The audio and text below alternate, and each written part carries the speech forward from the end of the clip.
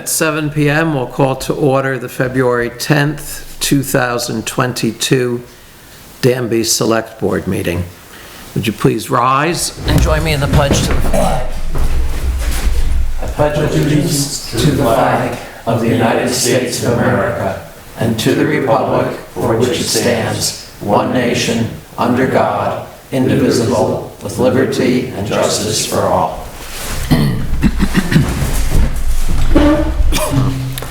Roll call. Haines. Here. White. Fuller. Here. Powers. Here. Bender. Here.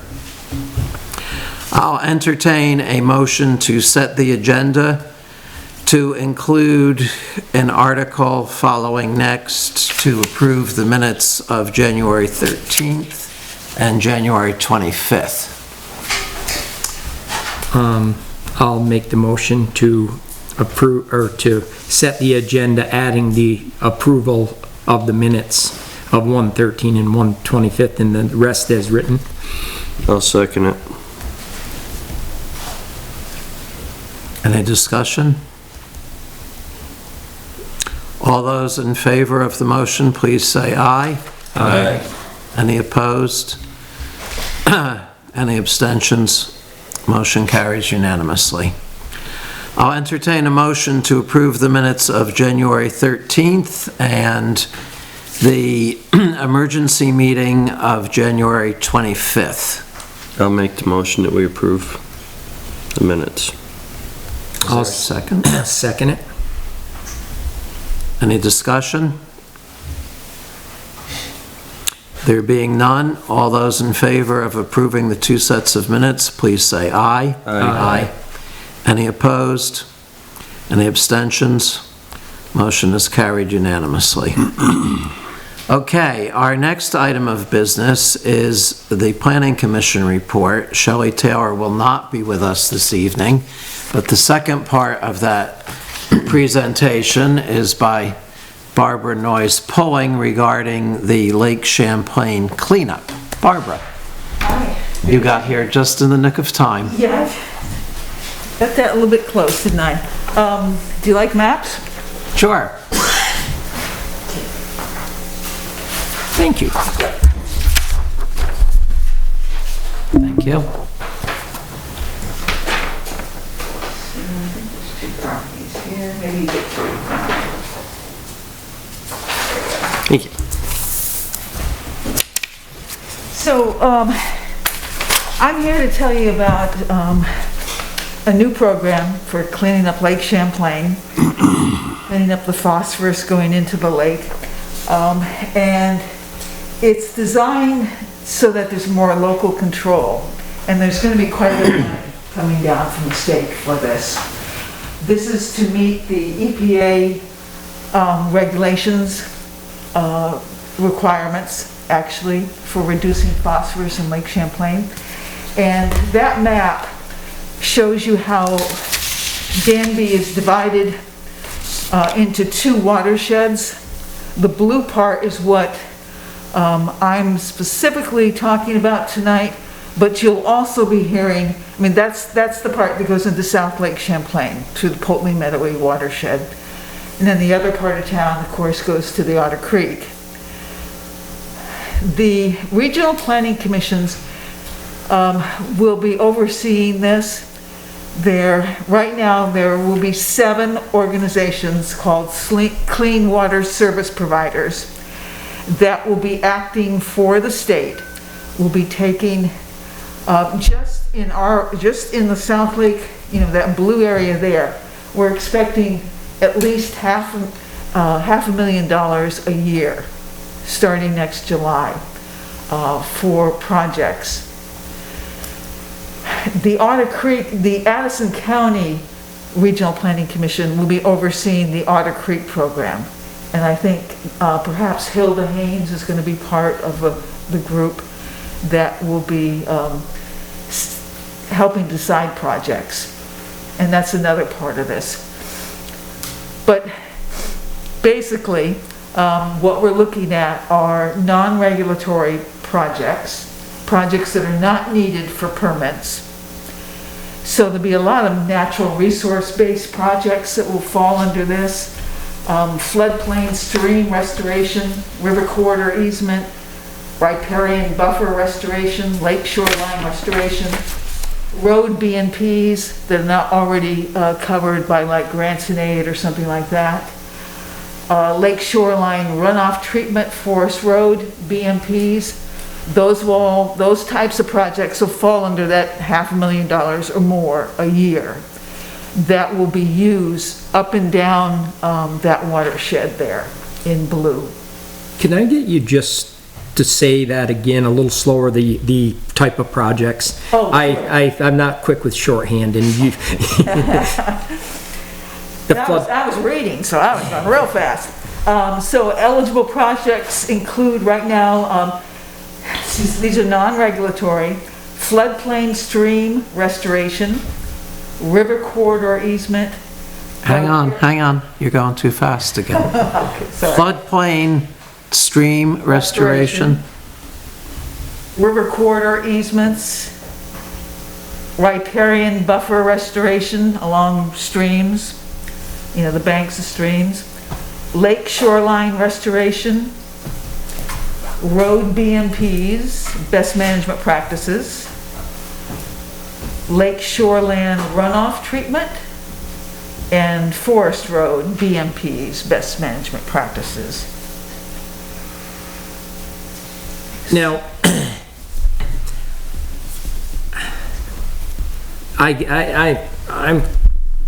the money is gonna be given to the towns to try to perform these, or these are gonna be private organizations trying to perform? And this is all just phosphorus cleanup, correct? Yes, and it's all just what's going into the lake. So what are the targets right now of phosphorus, and what are they trying to accomplish right now with this project? I don't know the numbers offhand. We will be given the numbers. The projects and the money will be broken down by sectors. There'll be some ag, there'll be forest, there'll be developed land, which includes municipal roads, and then there'll be streams. And we're expecting a lot of the money in this watershed will be for stream work. Not all of it, but a lot of it, because that's probably the most prevalent. And as far as stream work, what do you mean stream work? Well, part of this is to be measuring how effective these projects are. So there will be ways, there will be models for us to use once they're made and constructed, to figure out whether they're actually doing the work that the state and EPA is looking for. So there'll be modeling to say, that we'll be given a target for the whole watershed, and then as we assign projects, we'll try to keep track of that target, and then we'll have to make sure that it is met by this modeling. And another big component of this is that there will absolutely have to be operations and maintenance agreements to these projects. Someone's going to have to keep them working so that they're still effective and still keeping phosphorus out of the lake. Now, as an example on Flower Brook, what would be a project that would fall under this? What would you actually be doing in the water, or to? Yeah, it wouldn't be in the water so much as on the banks, maybe plantings on, So this would be more the stream bank restorations to keep it from eroding? Yeah. Stuff like that. A lot of natural systems-based projects will fall into this category. And it won't be as local as towns deciding the projects. It's local in the sense that the state won't be making the decisions. They're leaving it up to the clean water service providers, and South Lake Champlain will be one of those. The Regional Planning Commission is partnering with the Poultney Meadowy Natural Resources Conservation District and Hillary Solomon. We are administrating the money that comes to this basin, to this watershed. And we've already assigned a group of statutory members. It has to be a land conservation group, a water protection groups, some municipalities and such, that it's called the Basin Water Quality Council. But they will be making the decisions on which projects are, how they're prioritized, and which ones get funded. Now, a lot of these go through private land, correct? Yes. So how are you gonna deal with private landowners? We will have to deal with them, in the sense that we'll have to get out there and let it be known that there is this money and there is this need to get some of these projects done on their land, and Now, go from there. they must have an idea, like you brought up plantings, of what they envision of the goal. I mean, what everything, because you gave us the floodplain, the stream restoration, the river corridor, easement, but they must know right now kind of the master plan of what they feel what needs to be done on all these areas. They being the state? Well, they meaning the South Lake Champlain district, or whoever actually is going to be. I mean, because if you were asking me about a road, I would say, well, you know, I have a real good idea what we're going to have to do about it. On these streams and this phosphorus thing, they have to have something. They're not just shooting in the dark, correct? We'll be given a number from the state that will match what they need to do for EPA. So you need to reduce phosphorus by this much, and do it this much with streams, do it this much with forest lands, ag lands, and developed lands. Now, they haven't come up with these numbers yet? They haven't given them to us yet. I assume they have them. Hopefully they have them. But it will be, these projects you can't just walk in and say, I've got a project. They need to go through a process of some sort of assessment or plan, like a stormwater master plan, or some of the other things that you've worked with Hillary on in the past, and be listed, you know, in one of those plans, those assessments, and be a high priority listing. So who is doing the assessment? The assessment well, initially it's these plans that have been going on for years now. You know, some of the projects that you've worked on in town, and, you know, have come up in these plans. So the 7 clean water service providers will be looking at those. And the group, the Basin Water Quality Council, like Hilda's going to be on for Otter Creek, they're the ones that are going to take the closest look at those and make the decisions on which ones get funded. And now, who are the 7 clean service providers? Well, Memphremagog is in the mix, but all the rest of them, the other 6, are up and down Lake Champlain.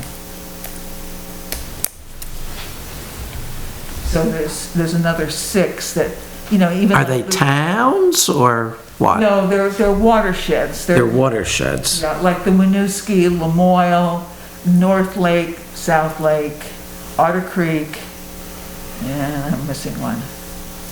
Now, is New York running this same type of program?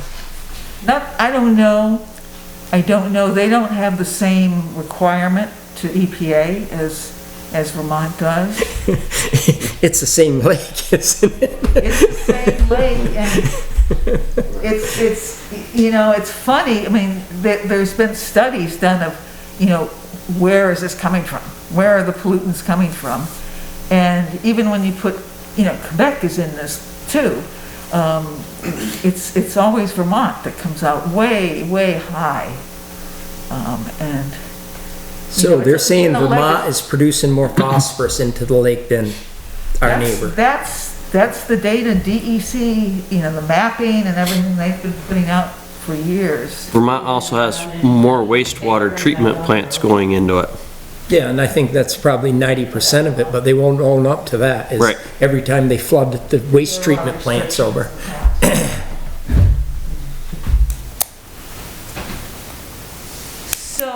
so I just wanted to let you know that this is coming. The money starts flowing next July, the next fiscal year for the state.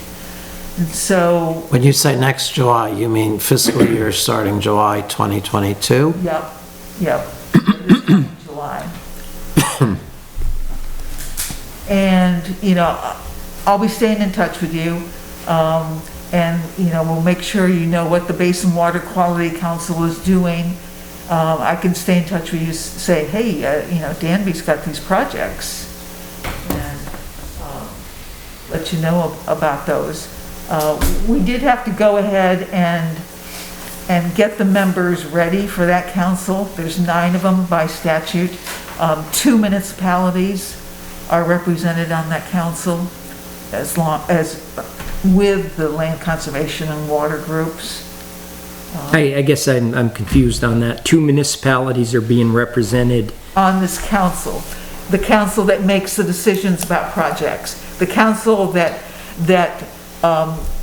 the Regional Planning Commission and Hillary Solomon as a partnership oversee.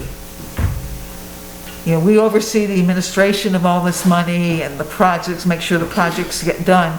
And these councils, for each one of these clean water service providers, will be making the decisions on which projects get funded.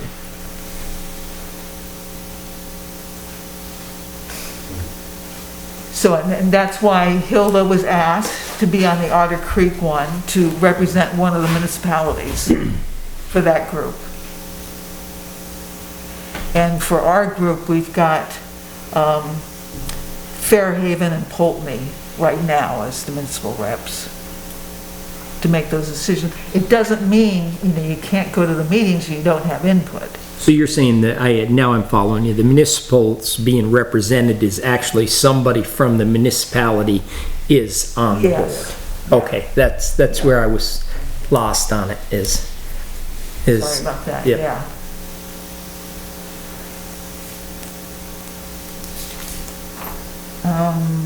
So Hilda can answer everything. Not yet. They haven't had any meetings yet.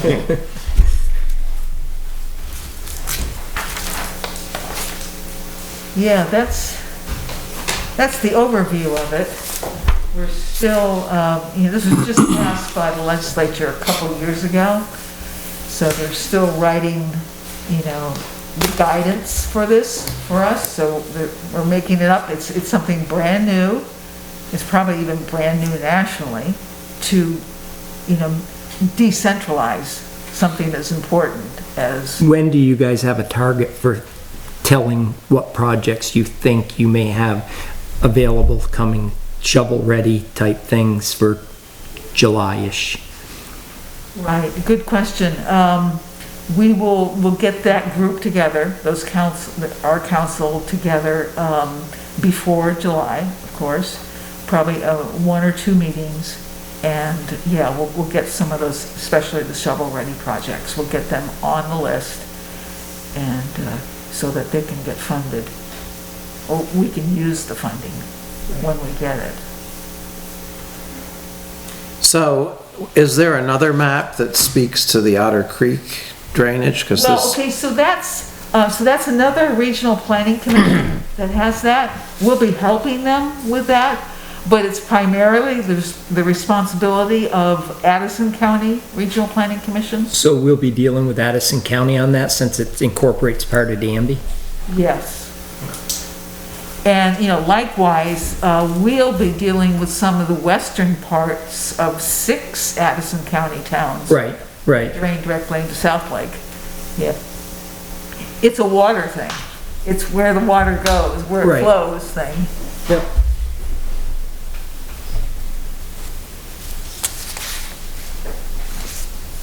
So just wanted you to know that and to let you know that I'll stay in touch with you about, you know, where we are and what projects that you might have that are ready, that are in the pipeline. And we'll get them, you know, I'll bring them to your attention and, you know, if you have some questions about them or concerns, you know, let me know. But So do you plan on attending a meeting or just sending us emails, or how are you gonna stay in touch how with would you us? prefer? I mean, I guess I would, not to impose too much, but when we get closer to the time, I would like to actually, because it's a lot easier face to face on some of the stuff, because I'm sure I'll have a million more questions as we go on.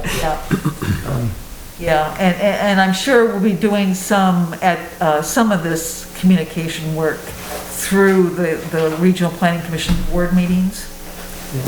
That So Shelley should be able to help us out with that.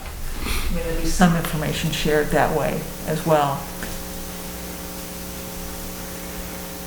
So, yeah, it's a lot of money. I mean, that's just for this little basin. And it may even be more than $500,000 a year. So, hey, would you say by June you would have a list of projects that you plan on doing in this town? That is the plan, yep. So, In this town, well, we'll have to see. We'll have to see, what's ready. right. What's in the plans right now. We'll have to keep new plans. We'll have to get them going so that we can keep generating projects. Right, okay. Are there questions from the audience for Barbara? So it's everything's geared to keeping any more phosphorus from getting in the lake. It does nothing about what's already has polluted the lake. It's about stopping any future pollution. And so we're starting with Lake Champlain with phosphorus, then it goes over to the Connecticut River in a couple of years with nitrogen being the culprit there.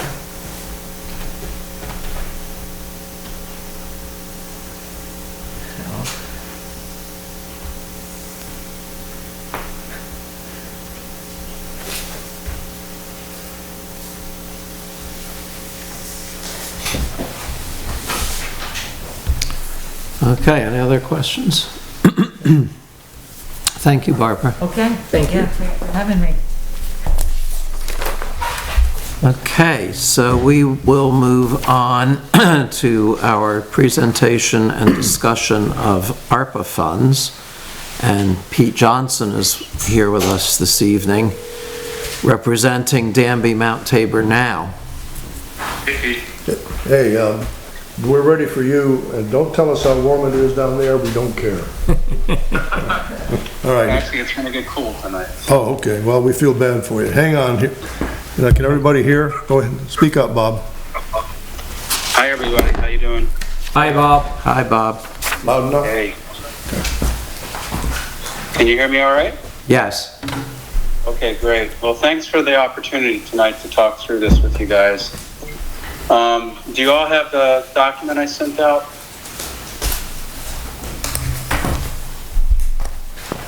Yes. Okay, super. So, what we're trying to do tonight is just lay out a proposed approach for collecting information on ARPA for Danby. And the first piece of this is really around the approach that we're suggesting. We did do some research, looked at what some other towns have done across the country. And, what I've outlined here is what I've seen sort of the typical pattern that they follow. One, they typically do on the webpage an introduction of ARPA, give citizens the background on it. They lay out the amounts and the timings of the grants for the town or the cities. Also, there's typically a section on things that, the select boards have already considered and approved to make use of the funding. And then there's educational type materials like the types of things you could spend money on, a survey that citizens can take to provide their feedback, and then a report that comes out of that provides the survey results.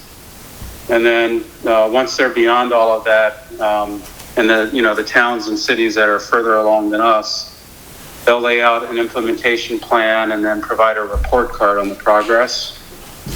And then the last piece there is before opening the survey up, the towns will offer a listening session is what they call it, where the experts attend, they provide background on it. Typically it's a virtual type arrangement, where folks can participate, and then it's opened up for questions for folks to kind of get their ideas and thoughts out there with the experts. And, I should have included this in here, but for DMT now, this is something that we would need to wrap up by the, early May timeframe, because we've got, our other projects kick in then, the veterans events and the summer events. So we're trying to really launch it fairly soon and then wrap it up in May. And behind the first page, there's just a few screenshots of examples, like page 2 shows you some screenshots from the Manchester website, where they provide background on ARPA. They show the select board projects, previously approved, and then some information on the types of expenditures.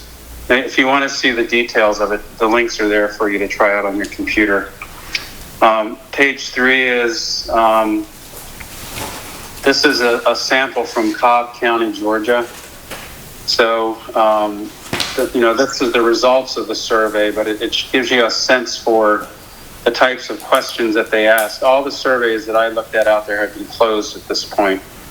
So the best thing I could find is really the questions and then the results, which we can make use of that if we decide to do a survey for Danby to build it. And then the results are there, and then also just a high-level view of how they're implementing the results of the planning that they did. And then the last, page 4, is sample slides from the listening session that they did with the experts. Again, the full presentation's at that link at the top, but these are a couple slides, that give you an idea of the agenda, how they interacted with the audience and so forth. So that's kind of the approach that we're thinking about. And the request I sum up back on page 1. It's to approve, DMT now working with Robin, the town webmaster, to add a page in the Danby website, and if she's willing to. If not, we could build it and then have her import it in. And, we would build it, as I said, based on what some of the other towns have done, customize it for Danby, and then, of course, run it by you all for approval before it's published. And then I'm almost done. Give me 2 more minutes and I'll open it up for your questions here. The other piece is, setting up the survey, getting it out there, and also facilitating the listening session. We're offering to do that for the town. And then, after all of that work's done, summarizing the results, presenting the recommendations to the select board for consideration. And then, towards the end of this, once you all kind of weigh in, having some form of hybrid venue for citizens to weigh in, hear your guys' discussion on it, the ability to provide feedback on it. If you wanted to do a virtual forum, we could facilitate that for the town. And, one of the things as I read the guidelines for ARPA is that public participation is really, really critical in formulating a plan for the town. And, this could really be an opportunity to kind of bring the town together and help us on a very important issue and kind of come up with a rounded recommendation for the funding. So that's really it. I mean, that's the request to the select board, and happy to take any questions. Comments, questions?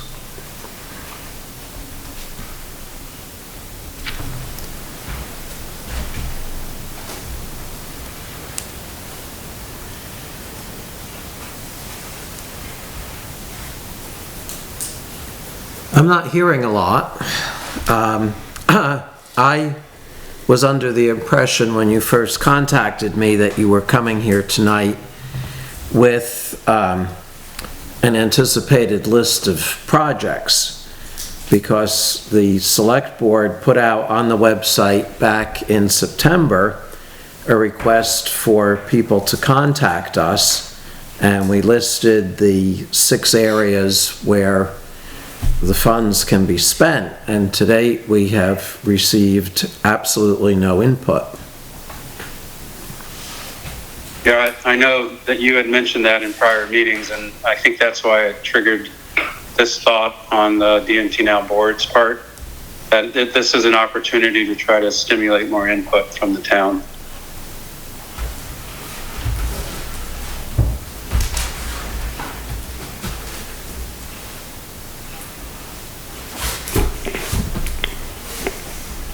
Would this be something to put before the planning commission to look at? Well, it would be appropriate, perhaps. them. I don't feel that an outside organization is the appropriate route to take, and we already have had some informal discussions about how to spend some of this money. We have some projects that are in dire need of being accomplished. We put this on the agenda to talk about next month, to refer to the planning commission? We can do that.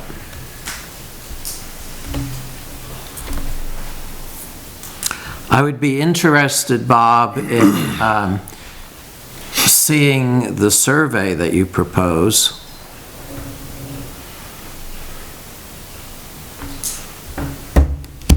I mean, I can basically send you what other towns have done, Brad, and you can look at those.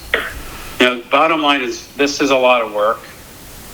And it sounds like, Brad, you're uncomfortable having an outside organization help the town. I mean, DMT Now has done a lot in the town, as you know, helping on a number of fronts. So we're volunteering as part of our community outreach function for DMT Now. We're volunteering to help the town with this, you know, and orchestrate it in a way that is thorough and gives you some substantial information to consider as a select board. Happy to send you what other towns have done on surveys. That's real easy. I can pull it off and send it to you. I would appreciate that. Do we as a town have a list of items that we'd be interested in having done? Do we have?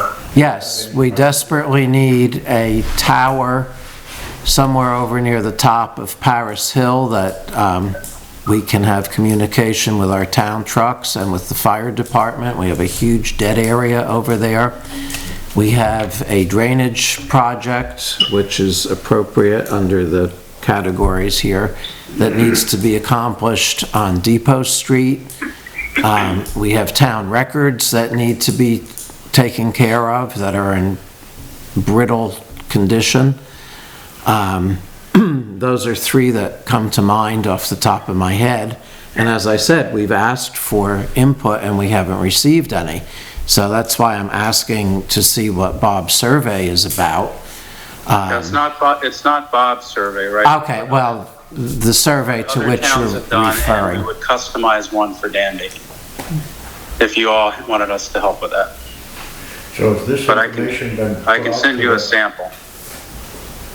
Has that info that you've just stated been put out to the public? It's first I've heard. Yeah, it's the first I've heard of it.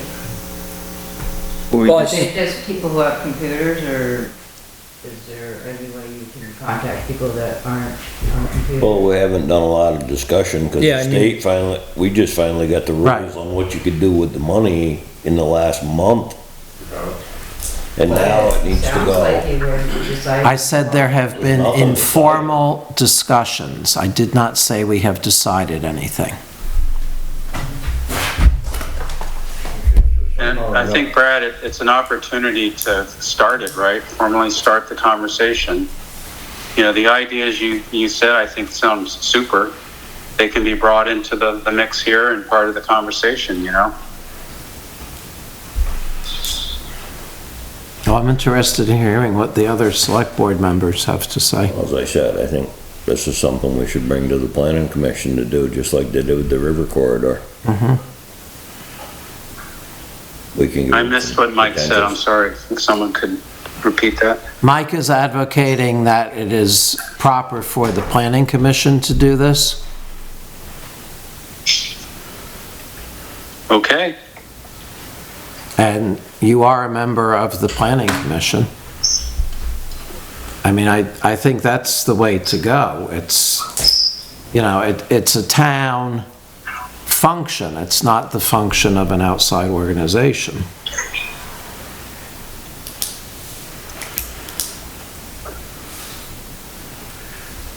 How much money are we talking? Over $300,000. So somehow or another, we gotta get this information out to the public. How about town meeting, put that on the agenda? Could be under business there. I mean, that'd be a good way of getting the info out there. I know, all I've ever heard was, I've heard the amount 300,000, that's all I've heard. So, Well, 392 to be exact. $392,000. That's a lot of money. Well, I think one thing you gotta understand, Dan, is we have until 2026 to spend the money.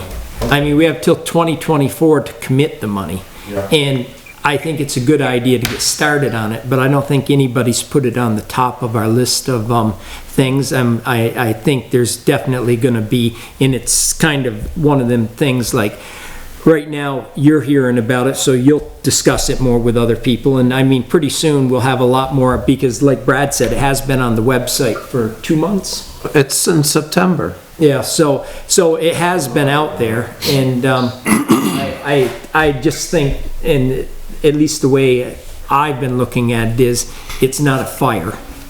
We definitely have plenty of time to spend the money right, and I think that's the thing, and we're more than appreciative of, you know, Danby-Mt. Tabor now, you know, coming, offering participation in it, and I mean, obviously, the planning commission feels they should have participation in it, and I think as a whole, we'll probably come up with a good idea for involving everybody in it anyways, and I would think that that'll be the case.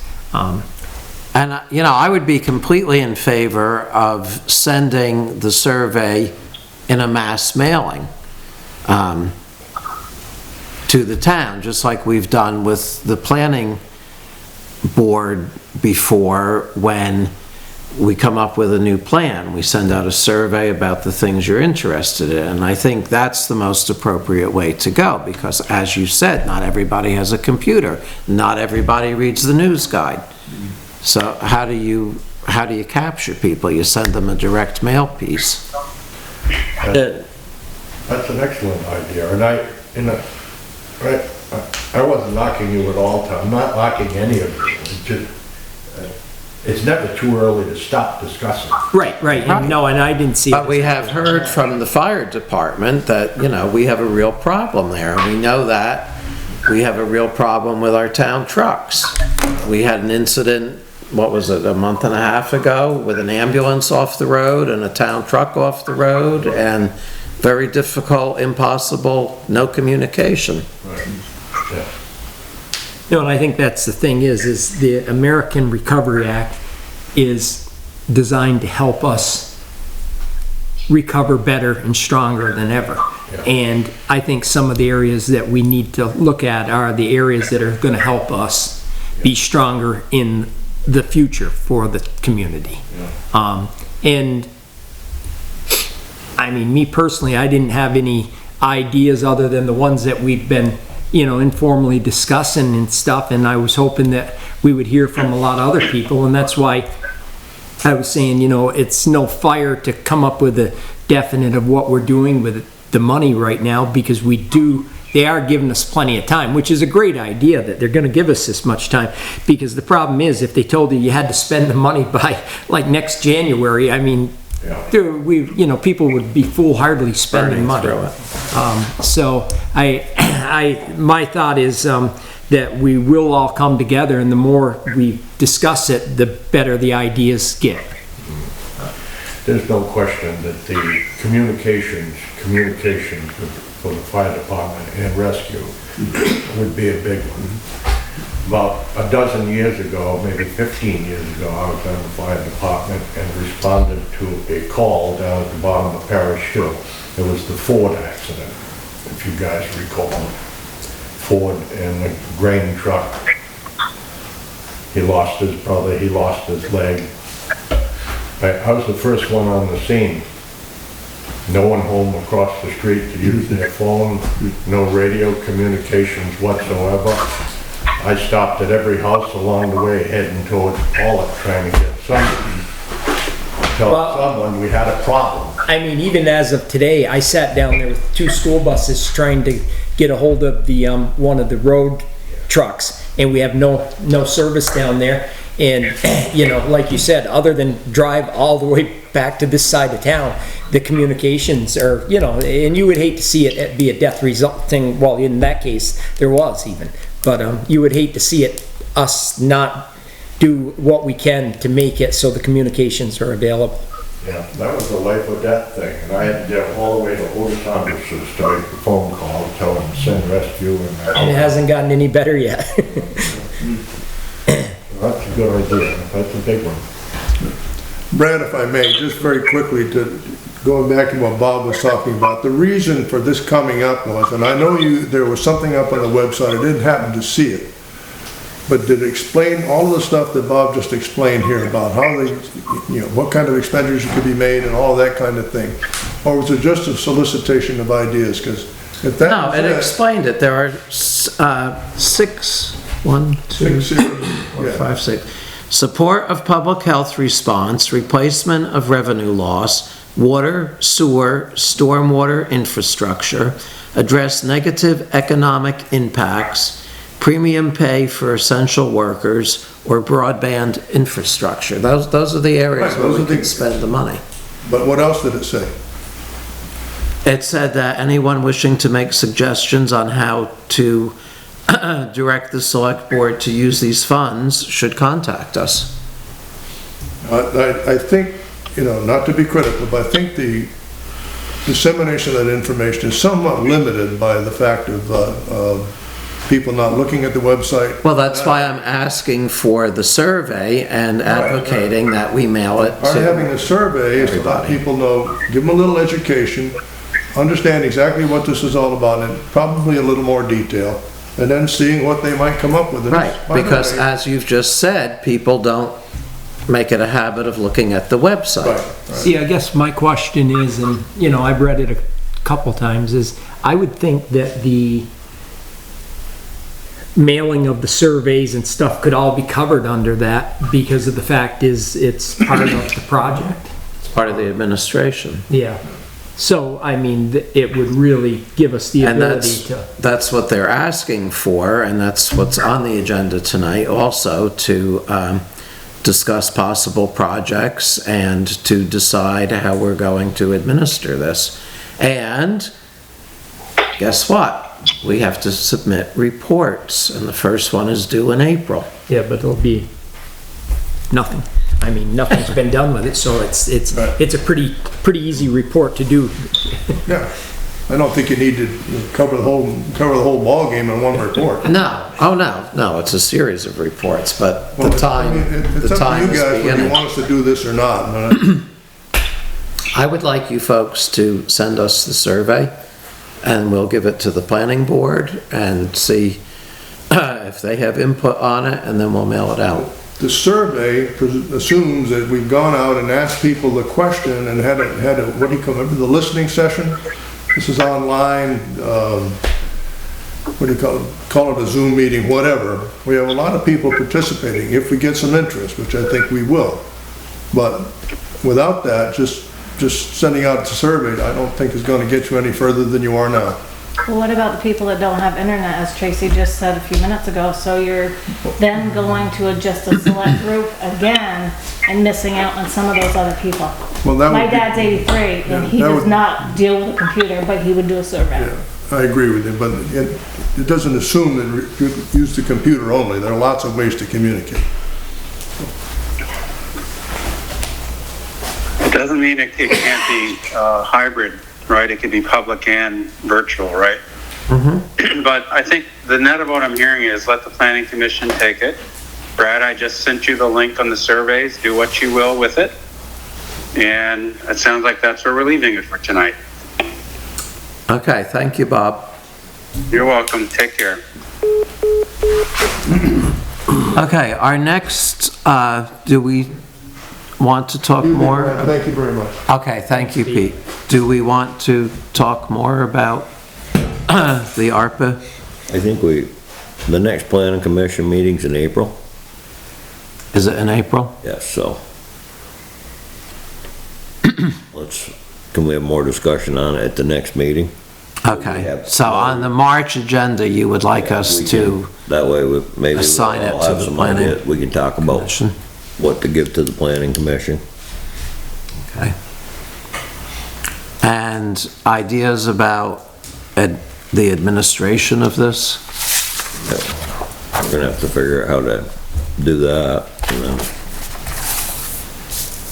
Okay, so we'll put that on the March agenda.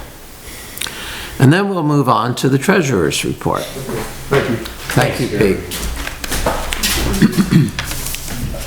I really don't have anything for tonight. Do you guys have any questions or anything that needs to talk about? Have you had a response from the town employees about the pension, Oh, the retirement? the retirement? I got a chance to talk to 2 of the employees, and they were interested in like the Mission Square.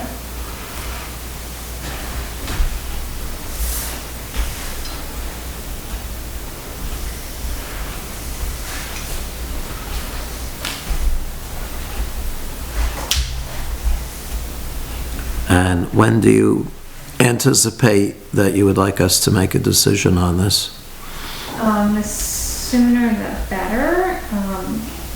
Since the road crew has been busy with roads and stuff, I didn't want to interrupt that. So I'm going to just try to go out in the garage and just ask them what they were thinking. So you'd like us to put this on the March agenda?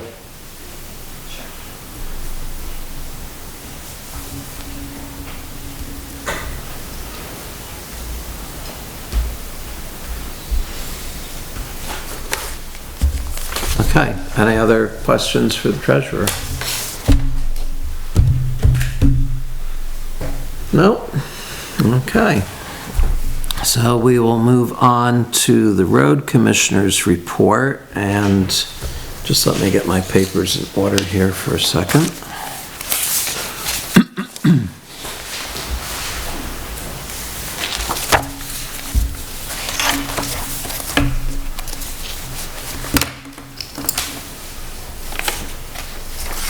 I have a few things to cover under the roads, and the first one is we have 2 fleet permits to approve. One for Newport Sand and Gravel and one for New England Quality Services. I'll entertain a motion to I'll make the motion we approve those those permits. two. I'll second it.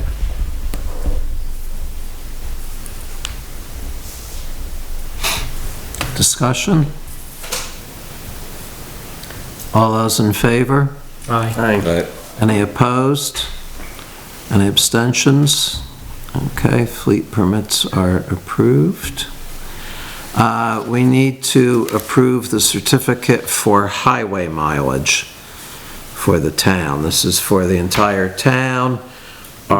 We just need to sign that one, or do we actually need to approve it? I think it requires all 5 signatures. It requires all 5 signatures.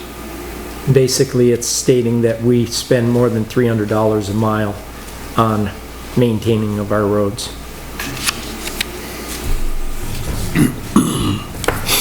And actually, I see that we have signed it. So I don't know, I should put that in here. We're down slightly because we discontinued Town Highway 7.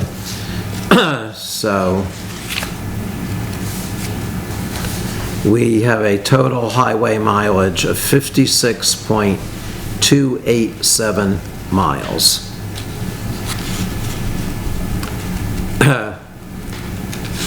Down by 1.15 miles.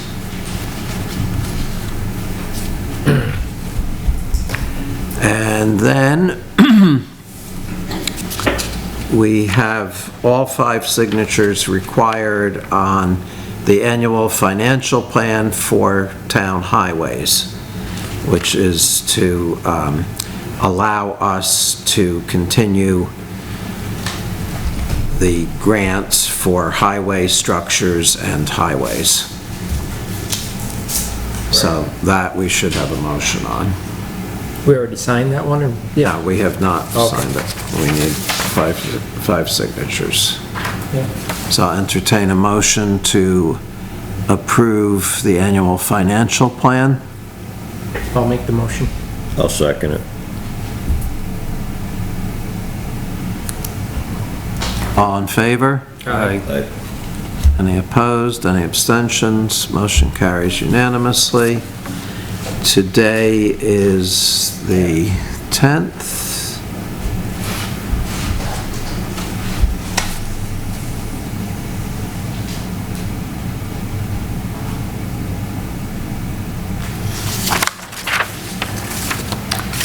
And any other updates from the road commissioner?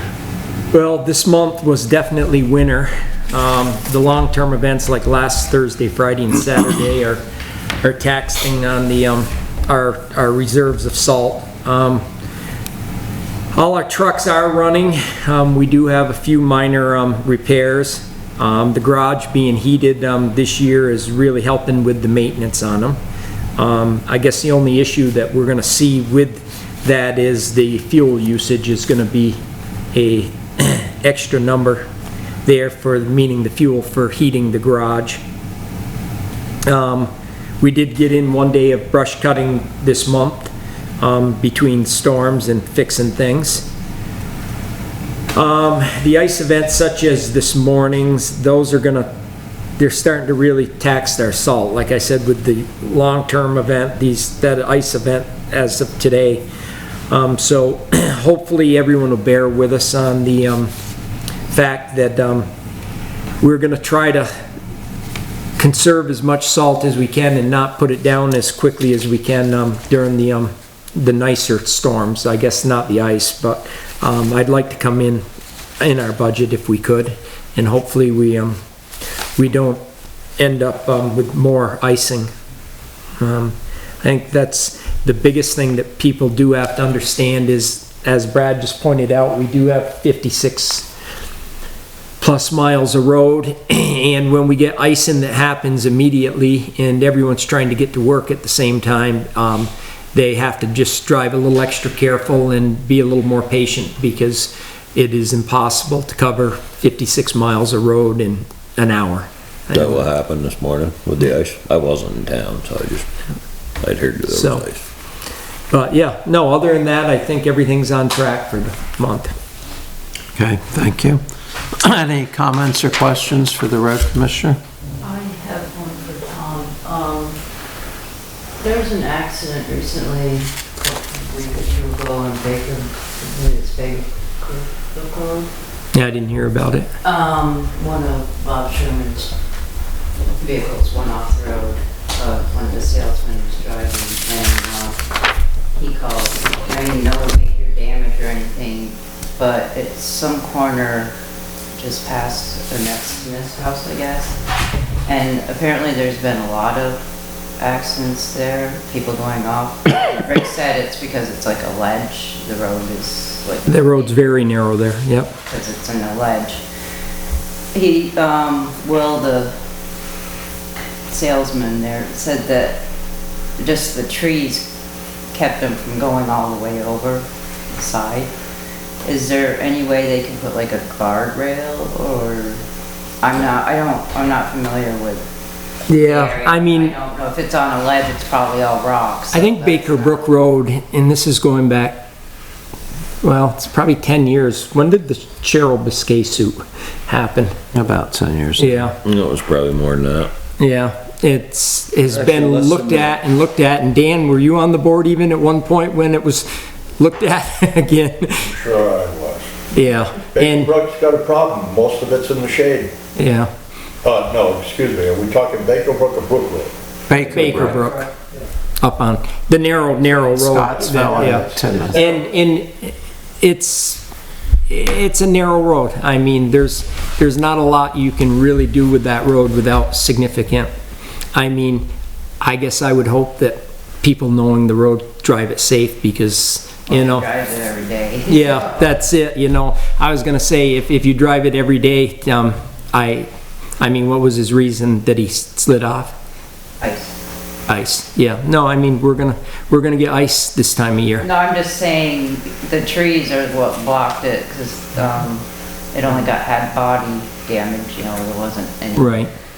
Can they put something there? Like There's a lot of sections through that road where physically we can't put guardrails in unless we build the road up. Oh, And if we build the Because road it up, we're gonna have drops to off. do a lot of retaining wall type work to be able to hold material where it needs to be so it doesn't end up in the brook. okay. That's what. Very expensive to do any work on most of that road. Yes, and that, Since you're talking about the corner there, I tried to pull the guy out with my truck, but he was way too stuck. I mean, the trees are actually what are keeping people from going over the bank. right. It's not an uncommon problem. I helped a teenage kid. I let people use the phone. It's the wrecker who came. He actually lives on Scottsville Road. He said, "I've pulled more vehicles out of that corner."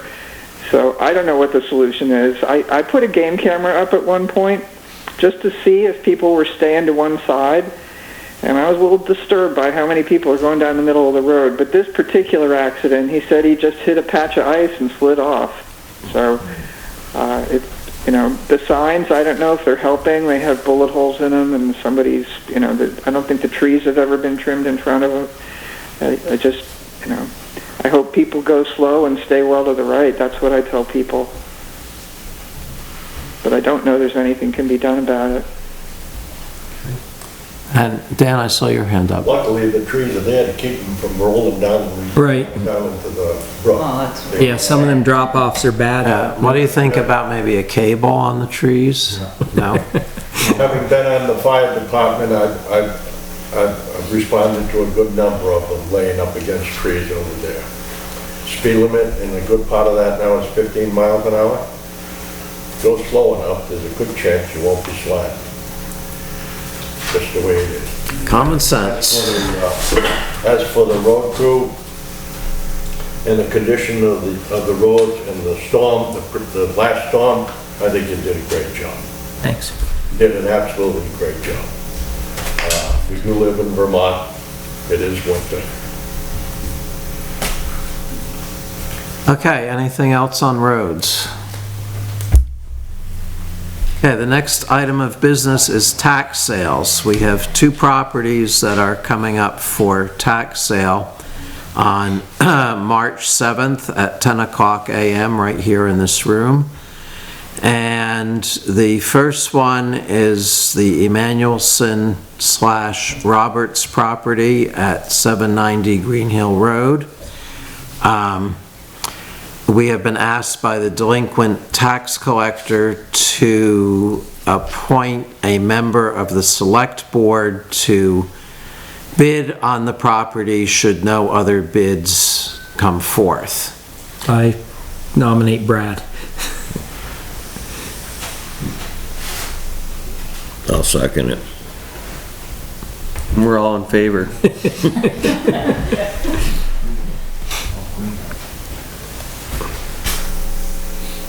All in favor? Aye. Okay, and the second property is the Bolster property at 1032 Scottsville Road. Should the town bid on this property if no other bidders come forth?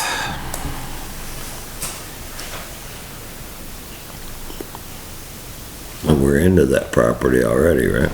We are into that property in 2002. We spent $19,000 cleaning up the property. The town has a lien against the property for $6,100 on the Brock loan program. So I, for one, am not in favor of putting any more money into it.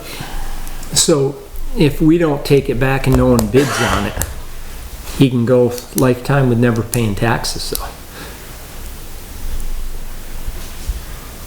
Which really isn't setting a good example. I'm just wondering if As a lien holder, shouldn't we get it back anyways? Right.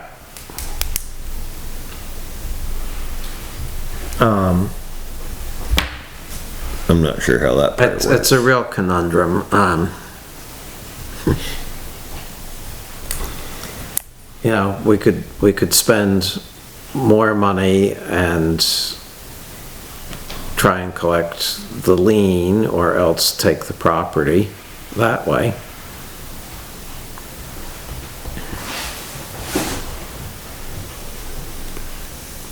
I think I don't know. I mean, how did he end up back with it in 2002 if the town put that kind of money into it? It was actually his mother-in-law at that point. And then they paid it, but we didn't get paid back. Why, yeah. Well, we had to clean it up because there were health issues and whatnot, so I think there was a mandate that we had to clean it up. I think we The should. state was involved at that Reviewed point. the file and Yeah, there's no, receipts about that thick. I think we have to bid on it regardless. I mean, we don't do anything with it anyways. If the town ends up with it afterwards, we bite the bullet and clean up the property, and then the property isn't a health hazard.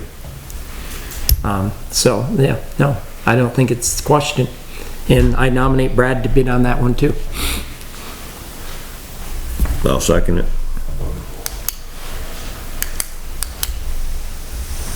All those in favor? Aye. Opposed? Okay, Brad will be busy on March 7th. Old business, any old business to come before the board?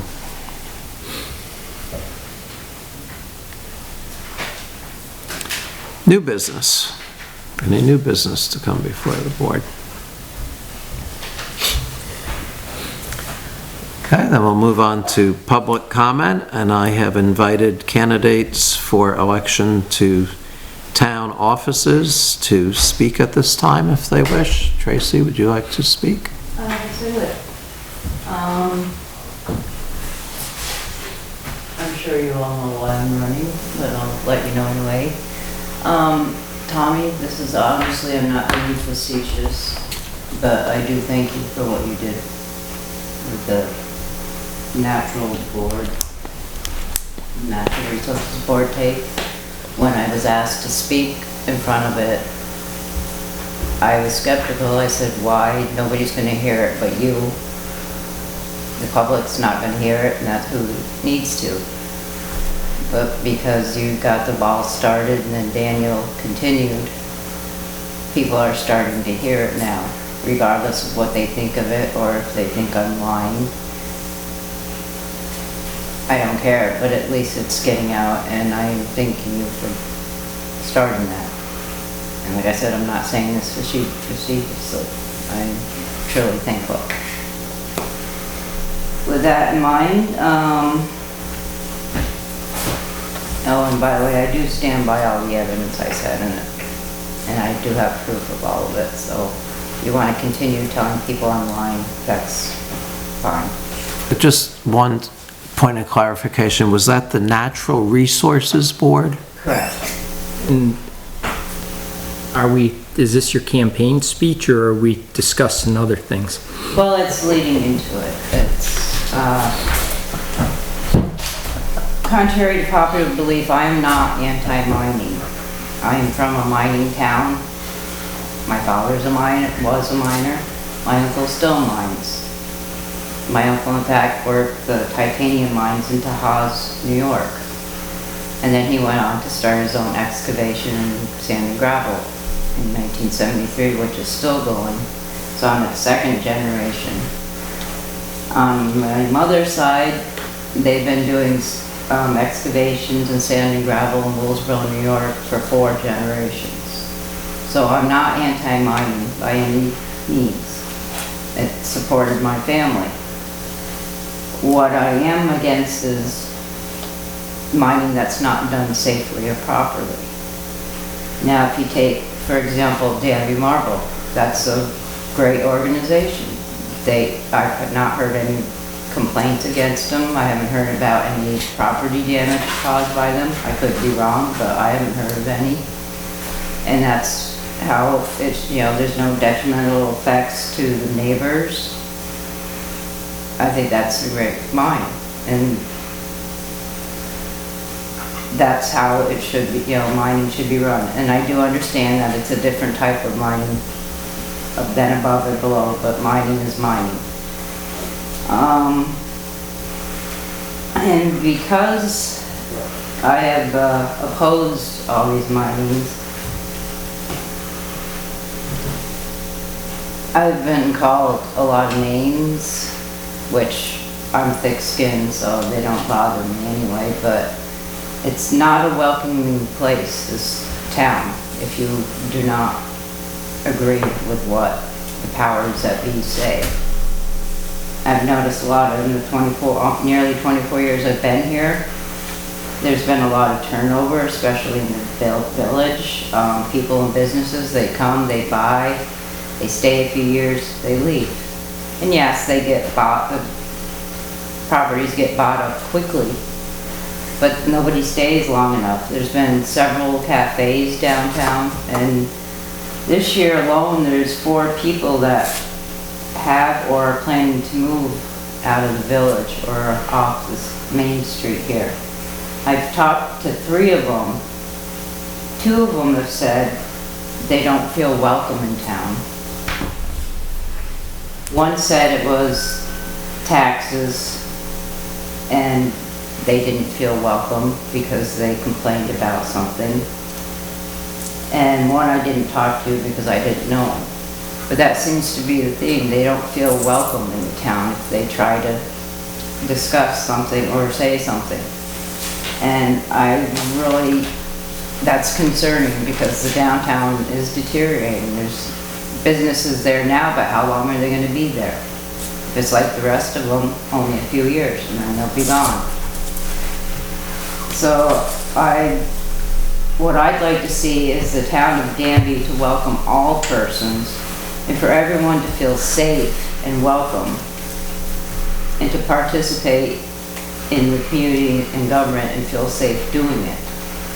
I would like the town's actions, policies, and daily operating procedures to allow for equal treatment of everyone and for all voices to be heard, not just a select few. If I'm elected, I will work to formally adopt a statement of inclusion. I want people and businesses to feel welcome and safe to stay here. Now, since, as you all know, I've been opposed to some of Fuller Sand and Gravel's practices, especially the blasting. And because I oppose it so strenuously, I feel very unwelcome and I don't feel safe in my own home anymore. People go by, one in particular, they rev at me, they flip the bird, they yell comments out. I've been called cuckoo, crazy, a bitch. That's not the way it's supposed to be just because I oppose something. And I don't want to see that. So I would like to read the Declaration of Inclusion and hopefully in the future get it passed. And it would read, the town of Danby condemns racism and welcomes all persons regardless of race, color, religion, national origin, sex, gender identity, or expression, age, or disability, and wants everyone to feel safe and welcome in this community. As a town, we formally condemn all discrimination in all of its forms, commit to fair and equal treatment of everyone in our community, and will strive to ensure that all of our actions, policies, and operating procedures reflect this commitment. And that is what I'm hoping to see for the future of this town. Not all this derisive, this side and that side. It's like us against them. It's not a good mentality for the town, and it's not improving it at all. And it's driving people out. I even considered leaving, and then I heard that they were going to start I'm not sure what they call it, a fund to get me to leave.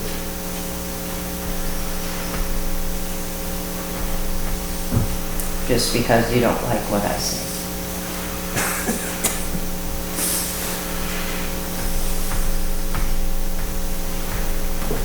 And that's my problem. So I heard you say that you've lived here for 24 years. Almost 24 years. And could you tell us some of the things that you have done to make Danby a better place in that time? Why should I? I've not been welcome. In 2013, I was told by a member of the fire department that I was being unneighborly because I didn't want a pit across the road from my house. I have a question. Tanya? I know the old saying goes back to, two wrongs don't make a right. And after listening to you, your why you want to run Complaints. for no, I anticipated it was why you wanted to run for select board. What I got out of it was not that. And my one question is, do you think that this select board or any select board that has been before them initiates hate within this town? Because that's kind of what you're insinuating, that these people that are sitting on this board, that are donating their time, are stirring this pot. I'm not even sure that Tommy Fuller is on Facebook, so I just don't think that you can hold the select board accountable for what this town does. And everybody has their own opinions, and what they do, they need to, that's on themselves. I don't think that we should be saying that the select board's holding anybody, making hate or doing that, because as a taxpayer, I don't see that. I really don't. I get that people can be nasty, but from just listening to you a minute ago, I'm just concerned. Is that what you think? Are you thinking that this particular select board, or select boards in the past, have done that, or are having this hate? And as a new person going forward, if you get on this board, Brad just asked you what you were going to do to be different, but you said you would do nothing. So how are you going to make it any better if you're sitting here saying and condemning these people for not being open? And I get it. People new that are here. I've got a family. I don't go and socialize, especially with what goes on in this day and age. I have a large family. I go do what I need to do, go to work, come home.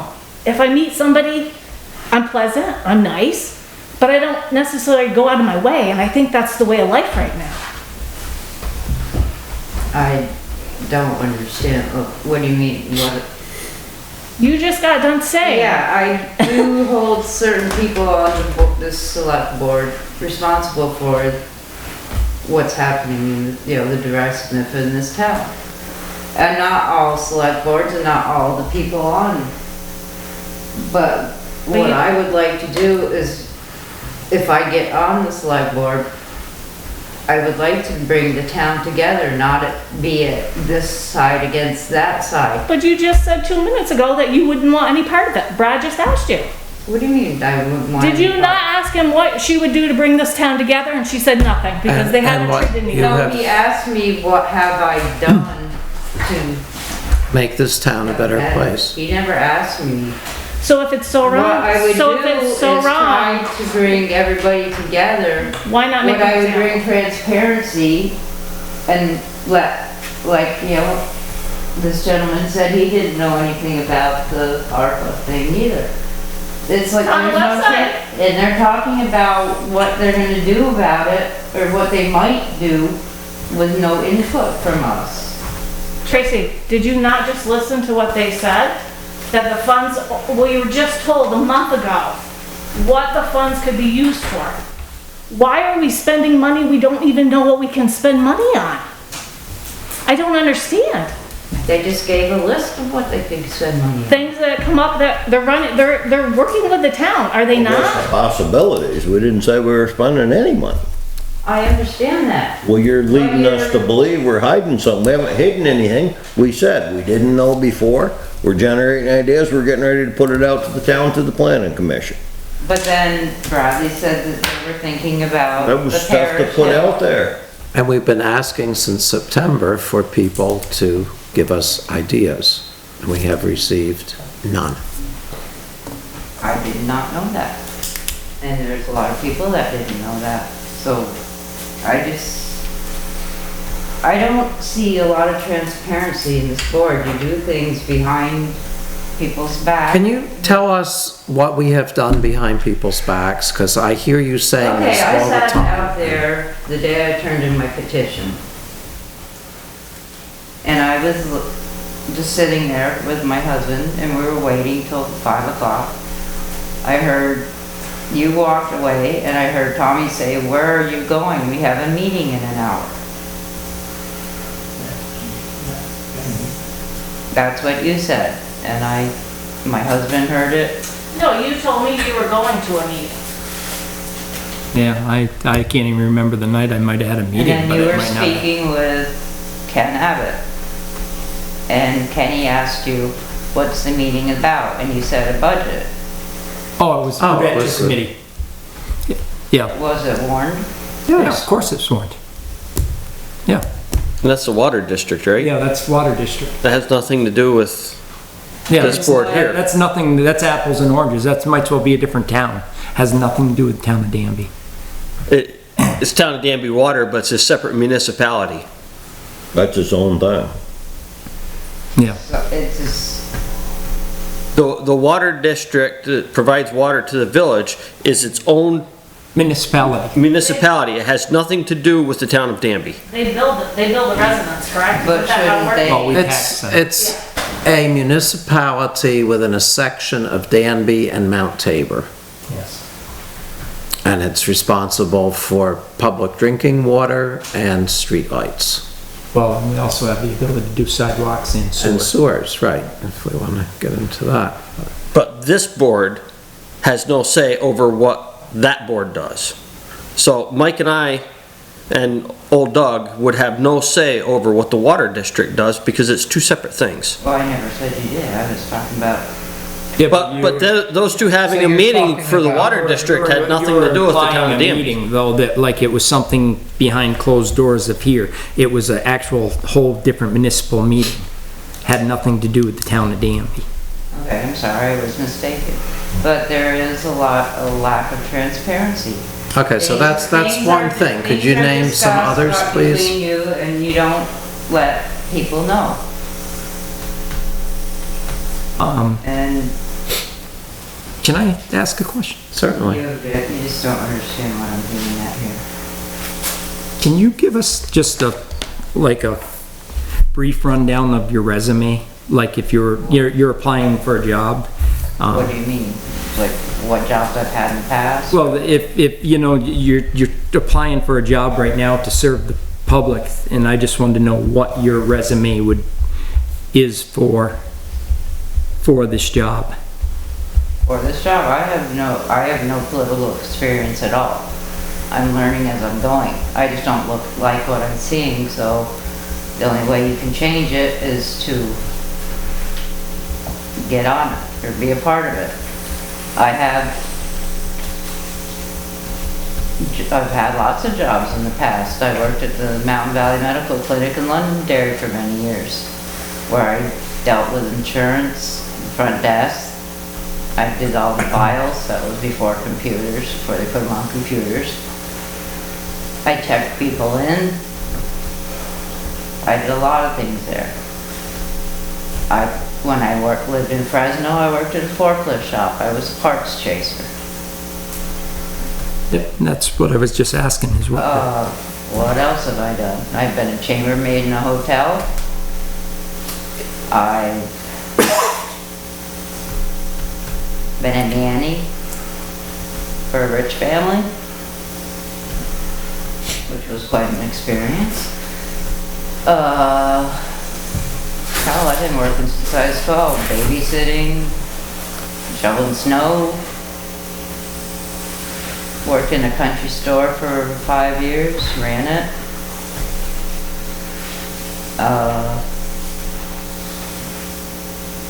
Politically, no, nothing. But then again, did any of you have any political experience? I don't think Tom was looking for political. I think what he was saying was, what experience would you have, like, say, to work on the roads or to do things that we have to face? Because personally, yeah, we're in politics, but I don't think we're what I would consider real politicians. We're just trying to see that the town keeps moving forward and doing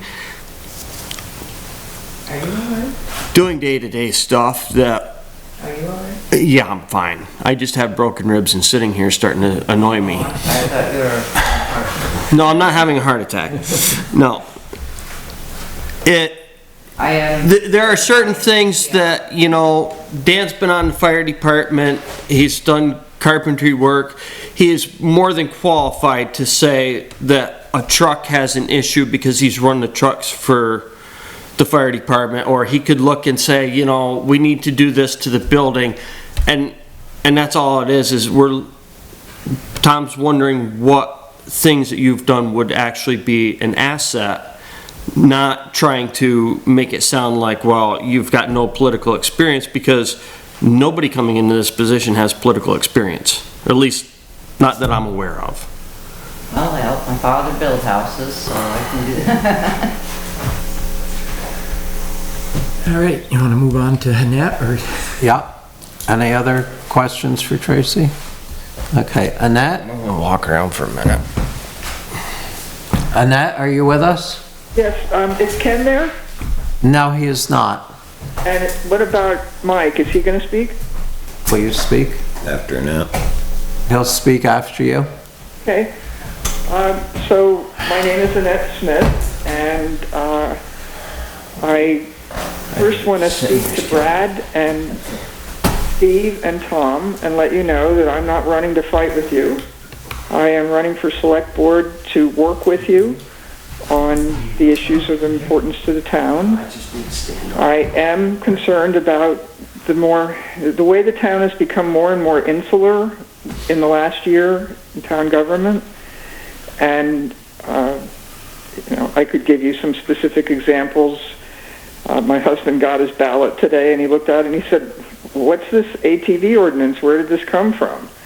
And as far as I'm aware, it just got put on there. I'm not aware of a vote that was done in a way, or a discussion to talk about what it is that people are voting on. So I'm concerned about how we are making the town accessible to people. I think that the pandemic has made it very difficult, and cutting off remote access has been a real drag on the ability to get input. It doesn't surprise me at all that you haven't gotten any ideas what to do with the Arpa money, because that really takes a discussion. People play off of each other, people get ideas from other people's ideas, and we don't have that now. I work with people in towns all over Vermont, and they all have hybrid opportunities. Some people go in person, some people participate by video. Unless there's a big issue in town, it's very similar to what's going on right now with you, with hardly anybody participating. But and the video is the same way. You might see 3 or 4 people, and so you all started out with a kind of a disruptive agenda with the ATV ordinance, and that got a lot of people activated. And I know that created some chaos in the video, world. But I don't think that would normally happen. So.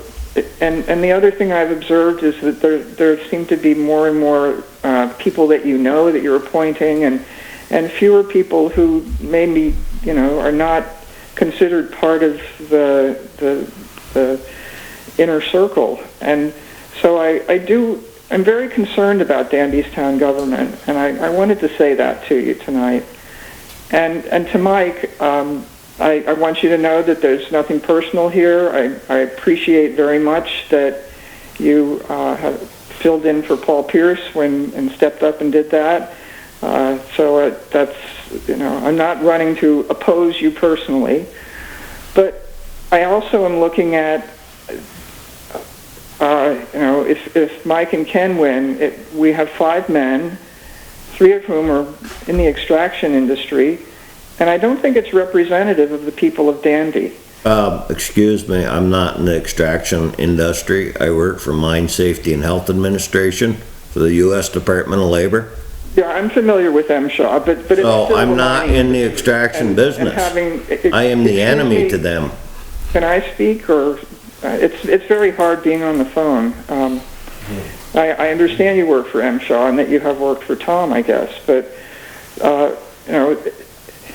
we have other issues in town besides roads, and I think that the sorts of things, for instance, the water quality issues that were presented tonight, talking about putting up a cell tower, I work in a lot of regulatory areas that have to do with that sort of thing, and I bring a lot of expertise, and I have served the town of Danby for more than a dozen years on the Regional Planning Commission.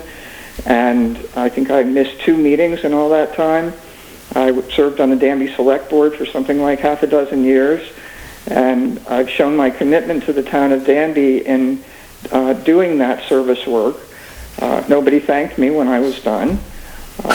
And I will also note that there is a kind of culture in Danby that is not inclusive or community-oriented, and to a certain extent, I kind of am like most people in Danby that, we just want to live our lives and be left alone. I'm not looking to make any big changes, but I do think that we can do better in terms of transparency in our town government, making it more accessible to people. I have a lot of experience in community organizing and getting people involved in things, and that we have very little input from the people of Danby on a lot of these issues, and I think that I would bring some balance to the board at a time that I think it's very important. So I thank you very much for considering me as a select board member. Annette, you just made a statement that you were on the select board for 6 years. I was on the planning commission. Thank you.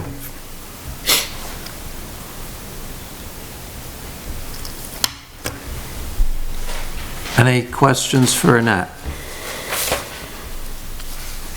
Hi Annette, it's Tom.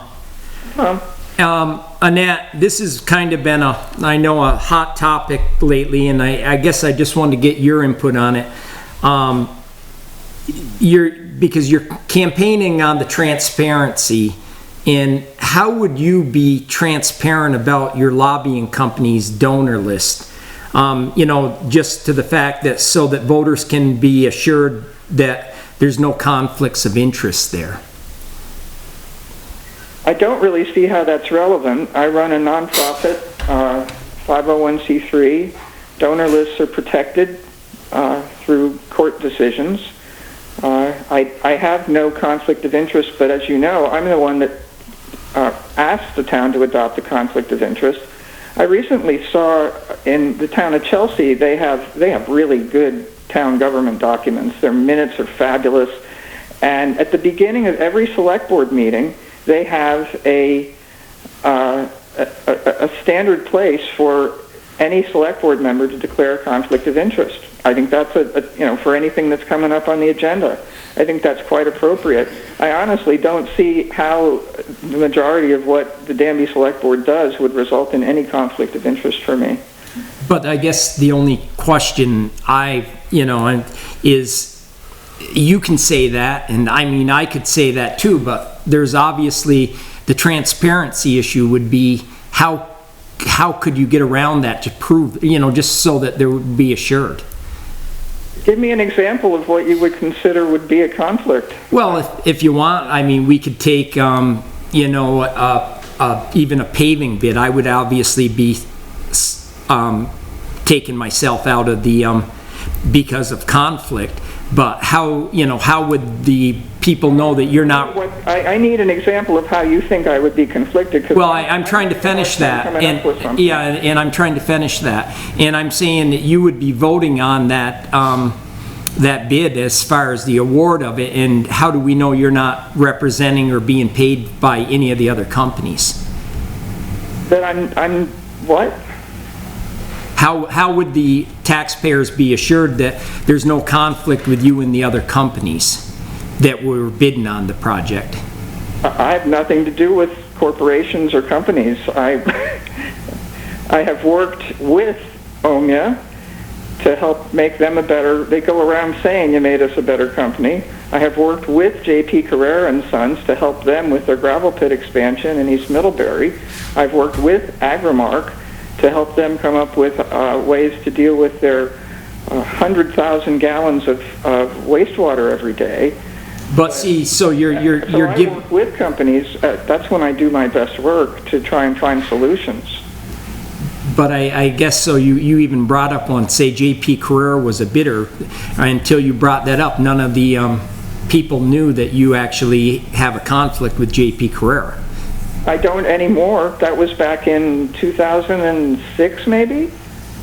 I have had nothing to do with them for more than a decade. Okay. And I assure you, I am honest. I have integrity. I am in a tough job that I've been doing for 21 years, running an environmental organization, whereas I think you're aware I take on some very difficult issues. And my reputation in my work is that I'm honest and I have integrity. So, I was brought under criminal investigation by the Attorney General's office, alleging I was practicing law without a license for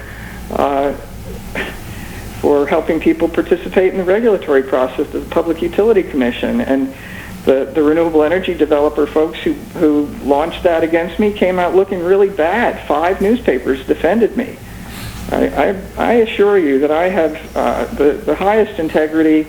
I am honest as can be. In fact, my newspapers didn't come on Friday and Saturday, and I had to pay my Rutland Herald bill, and I told them, and they said, we'll give you credit. Well, I found them buried in the snow when I went up to shovel out the mailboxes. And so what do? I make sure that I let them know that I shouldn't have gotten that credit. Most people don't even do things like that. So I'm not about my integrity, please. Yeah, and I'm not trying to question that. I'm just pointing out that the checks and balance system that works good in the political system is tough when there's and I don't know the proper word to say, money that's behind closed doors that's hard to trace, and that's the only reason. Well, if you're making an issue of Vermonters for a Clean Environment and their funding, I mean, citizens send $5, $10, $15, $20 checks. It's not a huge organization. The annual budget's $125,000 a year. It's just there's. See that, and I appreciate that transparency. There are no issues in terms of my conflict of interest in the things that are going on in Danby. And if there was, I would recuse myself. I mean, for instance, let me give you an example. If a solar developer came to town and my organization was asked to work on it, then I would not have anything to do with it if something surrounding that project came to the town of Danby. And I know where the lines are. Most of the work I'm doing these days is Public Utility Commission work. Helping people have a say in what goes on in their community, just like I'd like to have a say in what goes on in my community.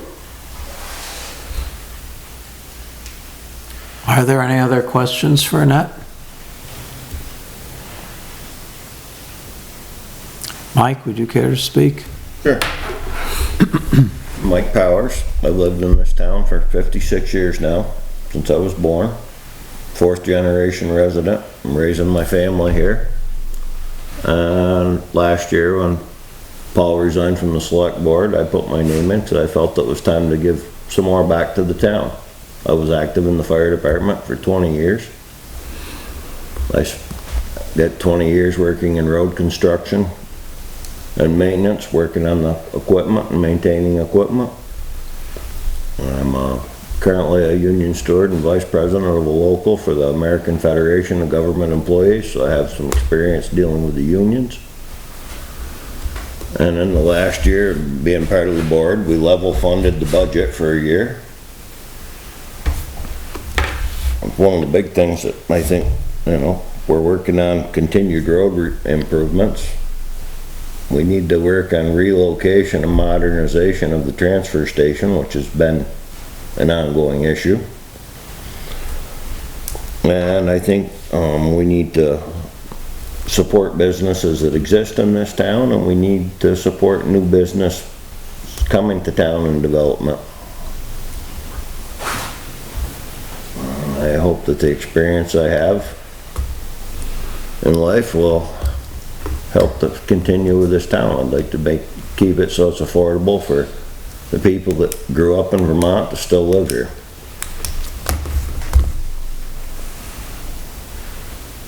Are there questions for Mike?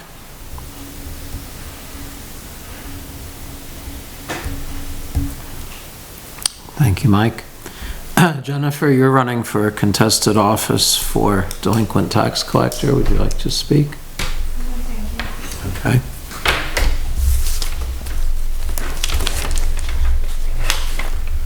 Okay, are there any other issues for public comment?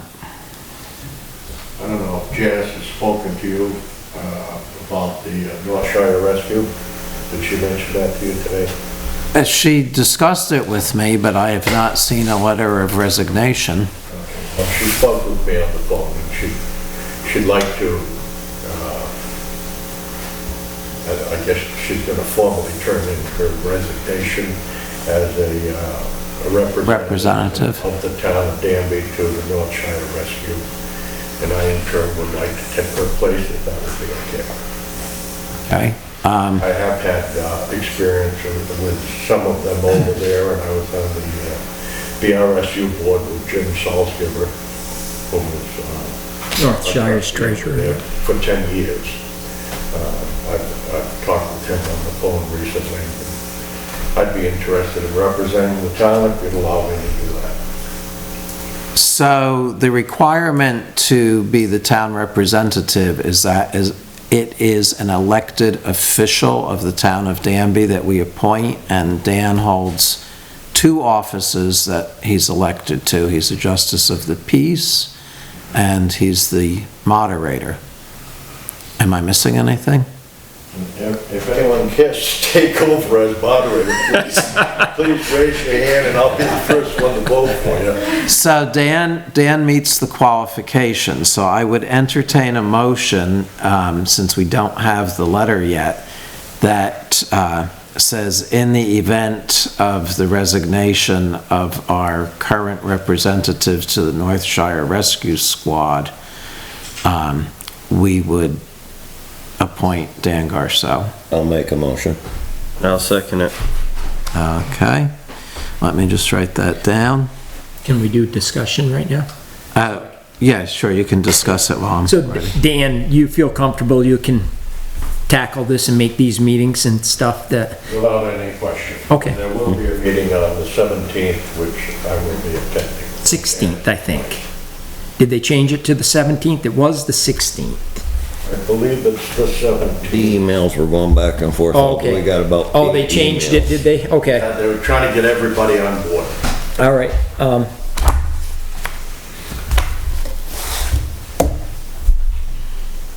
Yeah, and I think it is a big, The 16th?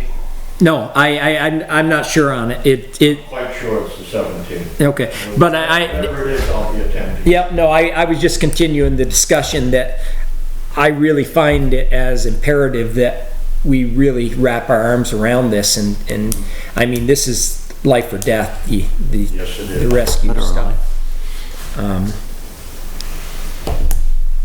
Okay, I have a motion by Powers, seconded by Haines, that says in the event of the resignation of Janice Arnold from the North Shire Rescue Squad Board, we appoint Dan Garceau. Any other discussion?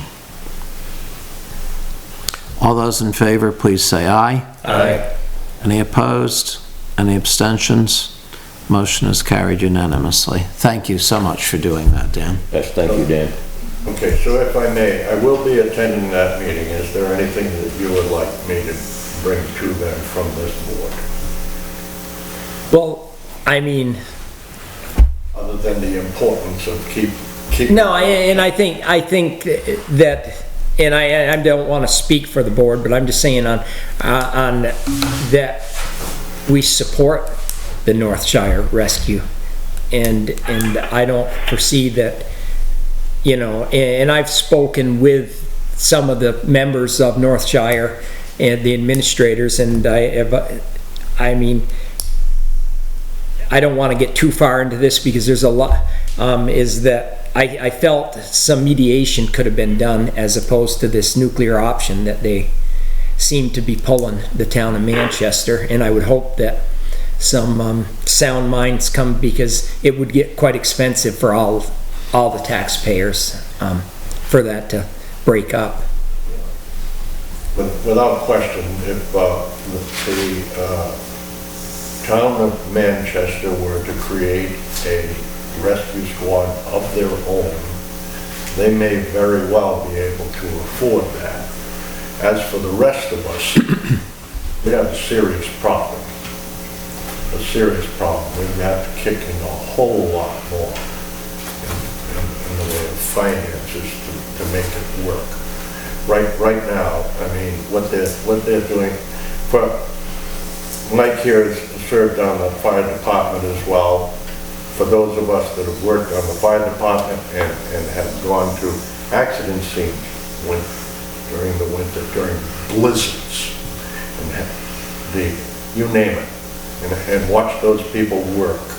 It's like having an angel arrive. It is. It's like having an angel arrive. My God, I'm gonna make it. But just to see what they do. We gotta somehow or another work this out. Well, I think I speak for most of the people in this town when I say that we would be in favor of signing the 5-year contract that they're advocating. Absolutely. Okay, any, Thank you. Thank you. yes. Any other public comment? Hearing none, I will entertain a motion to adjourn. I'll make a motion to adjourn. I'll second it. Okay.